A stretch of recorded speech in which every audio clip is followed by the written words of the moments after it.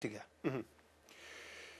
لكن برضه نخش بقى لاخبار النادي الاهلي. اتفضل. الناس قلقانه جدا استاذ ابراهيم من اللعيبه الكبار اللي عقودهم انتهت وفي حاجه الى التجديد. كابتن هادي خشبه عقد النهارده اجتماع بدأ مع الثلاثي شريف إكرامي واحمد فتحي وحسام عاشور، كباتن كبار كلهم ومهمين كلهم في الفريق، وتحدث معهم عن اهميه استمرارهم في النادي الاهلي، واتكلموا طلبات كل واحد ايه. يعني ايه اللي يقدر عليه النادي الاهلي، وايه هم اللي يتصوروه للتجديد. بالتاكيد هيصلوا الى اتفاق، لان دول لعيبه مهمين جدا محترمين جدا، يعلموا دورهم المهم في البقاء في الحفاظ على كيان النادي اللي اداهم الكتير وخد منهم ايضا الكثير. فالجماهير النهارده تستحق من كل الاطراف ان يبقى الاهلي في هذه اللحمه والتلاحم.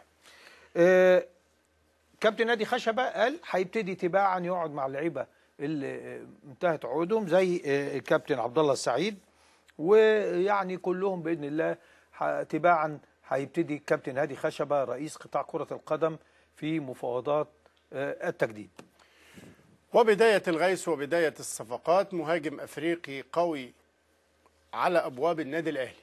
كابتن سيد عبد الحفيظ مدير الكره بيعلن انه تم الاتفاق بشكل شبه نهائي مع مهاجم افريقي متميز يلعب لاحد الانديه العربيه اللي رفض الكابتن سيد الافصاح عنها، لكن قال انه اللاعب بصدد الحضور للقاهره خلال ايام قليله للتعاقد مع النادي الاهلي، ووصفه بانه مهاجم متميز هيكون ان شاء الله اضافه نوعيه قويه للفريق. ده معناه انه استقر على مستوى الفني، مش جاي يتجرب بقى، ده بالزبط. جاي لتفاصيل التعاقد. نرجو انه يكون وجد ضلاته.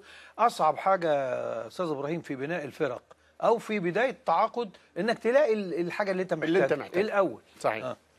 ولكن ايضا خبر اخر طيب نستطيع ان ننقله الى جماهير الاهلي، ان المهاجم البوركيني موسى ايدان النهارده هيوصل و هينضم، هيتمرن بكره ان شاء الله، هيتمرن باذن الله بكره. وطبعا النادي الاهلي اتعاقد معاه على 4 سنوات ونصف، وهو لاعب صغير السن.